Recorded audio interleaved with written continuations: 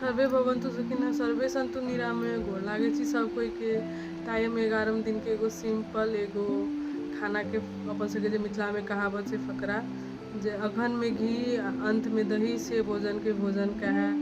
तो ये हमर नाना कही छलखिन है। बहुत बढ़िया अपन सबके एगो खाए के तरीका छै। कखनो भी खाना के शुरुआत हल्का खाना जखन खाई छे तो पहिल कर में एक चम्मच आधा चम्मच घी मिला के खेबाक चाही। ओइसे अपन सबके पूरा बॉडी के इंटेस्टाइन के पेट के सबके लुब्रिकेट कर दै छै। खाना के आराम से पचे में ससरै में बहुत बढ़िया काम करे छै।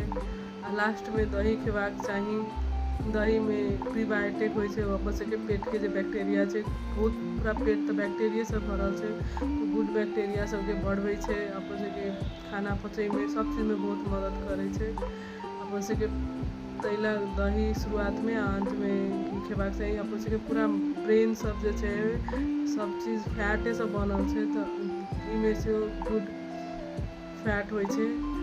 दहियो बहुत बढ़िया काम करे छै। लेकिन घी बहुत बेसी नहीं खेबाक चाही। सकभर 1-2 चम्मच एक दिन में बहुत भेलै।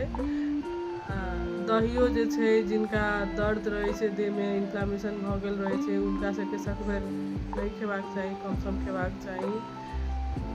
या दही रात में बिल्कुल नहीं खेबाक चाही। दही एगो जमावे के काम करे छै। जमल एगो जमबै के काम करे छै। तो ओला दही रात में नहीं खेबाक चाही।